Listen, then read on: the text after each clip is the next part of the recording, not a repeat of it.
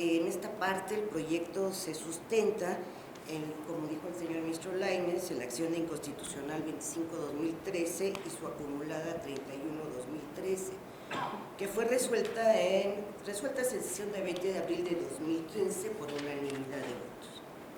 En estos asuntos, la regla que se fijó por el Tribunal Pleno fue que las restricciones o afectaciones a la libertad personal se deben contemplar en la Constitución Federal, pues tratándose del derecho humano a la libertad personal, todo tipo de afectación, restricción, privación o intromisión legítima deberá encontrarse prevista taxativa y directamente en la Constitución Federal, al determinar que el constituyente consideró pertinente establecer la forma, términos y plazos en que podría llevarse a cabo la afectación de la libertad personal. Y se estableció como conclusión, cualquier otra modalidad o figura introducida que sea ajena a las restricciones a la libertad personal previstas únicamente por el constituyente no puede tener cabida dentro del régimen constitucional de restricción y en consecuencia resulta inválido. Comparto, no integraba Pleno en ese entonces, pero comparto plenamente esta conclusión a la que llegó el Pleno por unanimidad de votos. Yo, contrariamente a lo que expresó el ministro Lainez, esta es una regla que se establece en cuanto al derecho a la libertad y su restricción. Y no creo que el cambio de un sistema inquisitorio a un acusatorio pueda dar lugar a cambiar esta regla que establece un derecho de libertad hacia todos los ciudadanos. En este sentido, y siendo congruente con mi voto anterior, yo considero que no está previsto el resguardo domiciliario como modalidad de restricción personal a la libertad personal del adolescente. En este caso sería, como dijo el ministro Gutiérrez, de 12 a 18 años, porque no hay una especificación determinada. Este resguardo se parte ahora de que, como la prisión preventiva sí está prevista, esta es una modalidad más benéfica. Yo también considero que, porque así voté, que la prisión preventiva, tratándose del sistema de justicia para adolescentes, no está prevista constitucionalmente.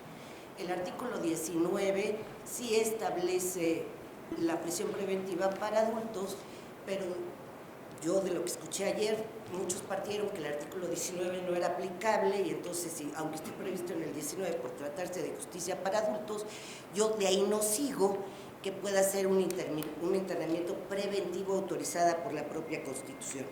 Yo sí leo taxativamente el artículo 18, que es específicamente para justicia para adolescentes, y nos dice: este sistema garantizará los derechos humanos que reconoce la Constitución para toda persona, así como aquellos derechos específicos que por su condición de personas en desarrollo les han sido reconocidos a los adolescentes.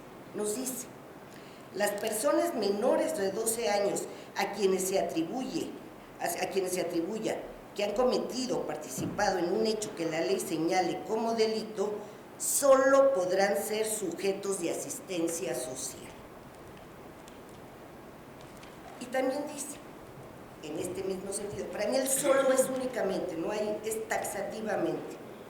Y tratándose del internamiento, dice: el internamiento se utilizará solo como medida extrema y por el tiempo más breve que proceda, y podrá aplicarse únicamente a los adolescentes mayores de 14 años de edad por la comisión o participación en un hecho que la ley señale como delito.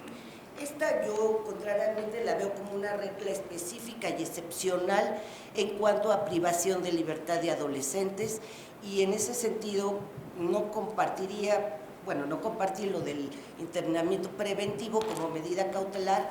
Yo leo al revés el artículo, es una regla específica tratándose de justicia para adolescentes y no de ampliar las modalidades para restringir libertad personal de los mismos.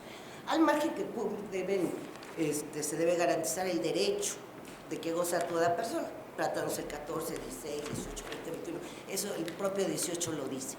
pero como regla taxativa de restricción de libertad personal y acorde con lo que se señaló en esas acciones de inconstitucionalidad que yo comparto, el resguardo domiciliario como modalidad a la restricción de libertad personal del adolescente no está previsto.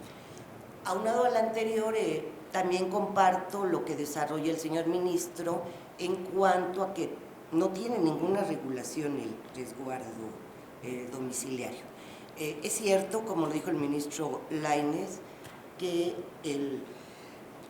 será el juez, en su caso, yendo a la víctima y al Ministerio Público, quien determine. Las reglas están específicamente para el internamiento preventivo, no habla nada de resguardo domiciliario, todo lo que se desarrolla es en relación al internamiento preventivo, y la propia ley dice, medidas cautelares personales, 119, solo a solicitud del Ministerio Público la víctima u ofendido y bajo las condiciones y por el tiempo que se fije en esta ley, el órgano jurisdiccional podrá imponer a la persona adolescente, después de escuchar sus razones, las siguientes medidas cautelares.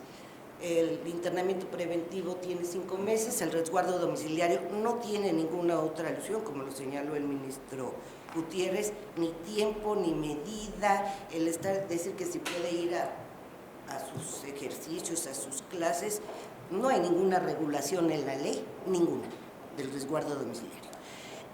En este sentido, y al margen que yo coincido en que las finalidades de las medidas cautelares son asegurar la presencia de la persona adolescente en el procedimiento, garantizar la seguridad de la víctima u ofendido o del testigo, o para evitar la obstaculización del procedimiento. Esta es la finalidad de la medida cautelar. Existen otro tipo de medidas cautelares que pueden garantizar la seguridad de la víctima u ofendido o para evitar la obstaculización del procedimiento.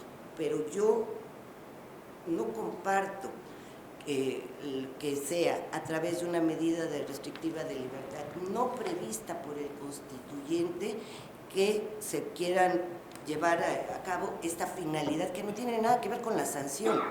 Como sanción también está previsto el que se cumpla la sanción en el domicilio, también no se le llama resguardo, pero también puede cumplir la sanción en el domicilio. Pero estas son medidas cautelares restrictivas de libertad y como tales no están previstas en nuestra Constitución y por lo tanto yo estoy con el proyecto en este punto. Gracias. Gracias, señora ministra. Tiene la palabra el señor ministro Pérez de Ayala.